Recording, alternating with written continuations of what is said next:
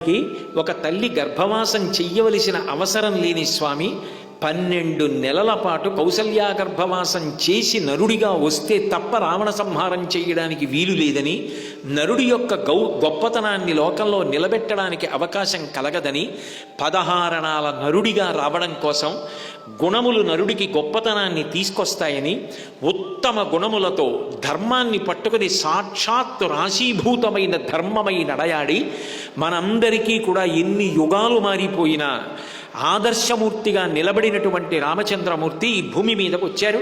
ఆయనకి సోదరుగా లక్ష్మణ భరత శత్రుఘ్నులు వచ్చారు. వశిష్ఠ మహర్షి వాళ్ళకి నామకరణం చేశారు. జ్యేష్ఠం రామం మహాత్మానం భరతం కైకయీసుతం సౌమిత్రిం లక్ష్మణమితి శత్రుఘ్నం అపరం తథా. వశిష్ఠుడు పరమప్రీతితో వశిష్ఠ పరమప్రీతో నామాని కురితే తదా రమంతే సర్వే జనా గుణై అస్మిన్ ఇది రామ. వశిష్ఠ మహర్షి పరమ సంతోషంతో నామకరణం చేశారట. ఎందుకని ఆ సంతోషం అంటే అగ్నిబీజం అమృత బీజం రెండూ కలిసినది రామనామం. అష్టాక్షరి మహామంత్రం పంచాక్షరి మహామంత్రం రెండింటిలో ఉన్న ప్రధానమైన బీజాక్షరముల యొక్క కలయిక రామనామం. అటువంటి రామనామం ఒక్క ఒత్తు కూడా లేకుండా ఉంటుంది. ఏ నామం పలికినంత మాత్రం చేత పాప రాశి దహించుకుపోతుందో, ఏ నామం తారకనామమై లోకంలో ప్రకాశిస్తుందో, ఏ నామం తలుచుకున్నంత మాత్రం చేత నామి జ్ఞాపకానికి వచ్చి, ఆయన గుణములు జ్ఞాపకానికి వచ్చి, ఆయన కథ జ్ఞాపకానికి వచ్చి, ఆయన గుణములలో లోకమంతా కూడా పరవశించిపోతుందో, కోన్వస్మిన్ సంప్రదం లోకే గుణవాన్ కస్య వీర్యవాన్ ధర్మజ్ఞశ్చ కృతజ్ఞశ్చ సత్యవాక్యో దృఢవ్రతః చారిత్రేణ చ కోయుక్తః సర్వభూతేషు కోహితః విద్వాన్ కః కస్సమర్థశ్చ కశ్చైక ప్రియదర్శనః ఆత్మవాన్ కో జితక్రోధో ద్యుతిమాన్ కో ననసూయకః కస్య బిభ్యరి దేవాశ్చ జాతరోషస్య సంయుగే అన్న 16 గుణముల చేత లోకం పరవశించిపోయిందో, యోగులు కూడా ఎవరిని తలుచుకుని మనసులో రమించిపోతారో, ఎవరిని స్మరించినంత మాత్రం చేత మనసులు శాంతితో నిండిపోతాయో, అటువంటి పరమపురుషుడు లోకమునకు వచ్చాడు కాబట్టి ఆయనకి రామ అని నామకరణం చేశాడు వశిష్ఠ మహర్షి. మనకందరికీ కూడా అంతటి మహద్భాగ్యాన్ని కటాక్షించాడు. అందుకంటాడు గోపరాజు గారు, హరునకు విభీషణన కద్రిజకున్ తిరుమంత్రరాజమై కరికి నహల్యకున్ ద్రుపదకంజకునార్తి హరించు చుట్టమై బరగిన ఎట్టి నీ పతితపావన నామము నాదు జిహ్వపై నిరంతరము నటింపచేయుమి కదా చరది కరుణాపయోనిధి అంటాడు. రామా, దయ్యకు సముద్రము లోతు ఎంతో అంత లోతైన దయగలిగిన వాడా, నీ నామము నా నాలుక మీద నర్తింపజేయవయా. అక్కరలేని మాటలు ఎన్నో మాట్లాడుతున్నాను కానీ రామా అన్న 2 మాటలు అనలేకపోతున్నాను, నీ నామము నా నాలుక మీద నర్తింపచేయమంటారు. అంత గొప్ప నామాన్ని జ్యేష్ఠుడైనటువంటి రాముడికి ఉంచాడు. అట్లాగే లక్ష్మీ అన్య అస్తీతి లక్ష్మణ, గొప్ప సంపద కలిగినవాడు, గొప్ప శోభ కలిగినవాడు కాబట్టి లక్ష్మణుడు అన్నారు. ఏమిటి లక్ష్మణస్వామి యొక్క సంపత్తి అంటే బాహ్యమైన ఐశ్వర్యం కాదు, ఎప్పుడూ రాముడి పక్కన ఉండాలి, ఎప్పుడూ రాముడి సేవ చెయ్యాలి. నేను భగవత్ సేవ చెయ్యాలి, నేను భాగవతుల సేవ చెయ్యాలి, నేను ఎప్పుడూ భగవద్భక్తుల మధ్యలో ఉండాలి, భగవత్ కథలు వింటుండాలి, ఏ సేవ చేసినా భగవత్ సేవగా చెయ్యగలగాలి అన్న తాపత్రయం ఎవరికి ఉంటుందో వాడికన్నా లక్ష్మి కలిగిన వాడు లోకంలో లేడు. అందుకే ఆయన లక్ష్మణుడు అయ్యాడు. మీరు చూడండి, ఆయన ఎక్కడికి వెళ్ళినా పక్కన రాముడు లేకపోతే ఉండలేడు. రాముడు ఎక్కడుంటాడో అక్కడ లక్ష్మణుడు ఉంటాడు, ఎక్కడ లక్ష్మణుడు ఉంటాడో అక్కడ రాముడు ఉంటాడు. రామలక్ష్మణుల్లా ఉన్నారండి వాళ్ళిద్దరు అంటారు. అసలు విడిబడి ఉండరు.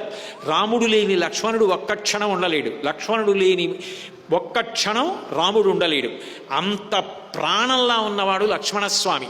అంత భక్తితో రాముణ్ణి సేవించాడు.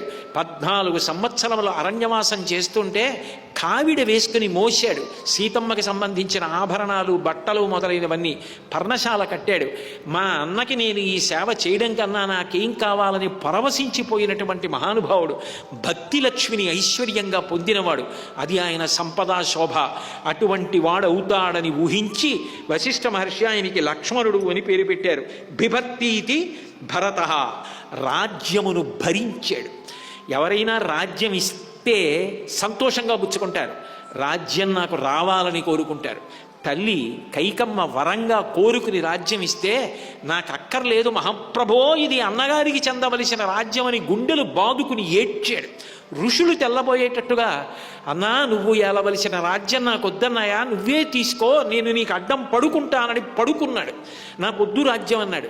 నేను వచ్చే వరకు రాజ్యం భరించరా అంటే, నీ పాదుకలు వెళుతాయన్నాయా అని సింహాసనంలో పాదుకలు పెట్టి రాజప్రతినిధిగా కూర్చున్నాడు తప్ప రాజ్యం నాకు కావాలని కోరుకోలేదు. అయినా ఎన్ని నిందలు పడ్డాడో, ఎన్ని భరించాడు, అంత భరించాడు కాబట్టి భరతుడయ్యాడు. బిభద్దీతి భరతః. రామాయణాన్ని ఊహించి ఎంత గొప్ప నామకరణాలు చేశారు. శత్రువున్ హంతీతి శత్రుఘ్న. శత్రువులను హననం చేస్తాడు కాబట్టి శత్రుఘ్నుడు అని పేరు పెట్టాడు. ఎవరికైనా పెద్ద శత్రువు అహంకారం. నా అంత వాణ్ణి నేను అన్న భావన కలగగానే ఎవ్వరితోనూ కలిసి ఉండలేడు. కారణం నా అంత వాణ్ణి నేను, నా అంత వాణ్ణి నేనన్న అహంకారం. కానీ శత్రుఘ్నుడు, మీరు చూడండి రామాయణంలో లక్ష్మణుడు రాముడి పక్కన ఉంటాడు, భరతుడు రాముడు ఏం చెప్తేది చేస్తాడు.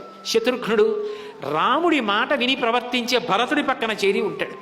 నాకు రాముడి పక్కన కూడా ఉండక్కర్లా, రాముడు ఏం చెప్తే అది చేసే భరతుడి పక్కన నేను ఉంటే చాలు. ఆ భాగవత సేవ నాకు కావాలి. భాగవతం దశమస్కందంలో మాలాకారుడు అడుగుతాడే, నీపాద కమల సేవయు నీపాదార్చకులతోడి నెయ్యము నితాంతాపారభూత దయయు తపసమందార నాకు దయసేయగదే అని అడుగుతాడు. అట్లా ఎప్పుడూ భరతుడి పక్కన ఉండడమే శత్రుఘ్నుడు కోరుకునేటటువంటి గొప్ప ఐశ్వర్యం. ఆయనకి అహంకారం లేదు కాబట్టి అటువంటి గొప్ప శత్రువుని హననం చేసినవాడు, హతం చేసినవాడు, గెలిచినవాడు కాబట్టి శత్రుఘ్నుడయ్యాడు. అట్లా దశరథుడికి కలిగిన 4 కుమారులకు రామలక్ష్మణ భరత శత్రుఘ్నులు అన్న పేర్లని వశిష్ఠ మహర్షి ఉంచి నామకరణం చేశారు. లోకమంతా ఎంతో సంతోషాన్ని పొందింది.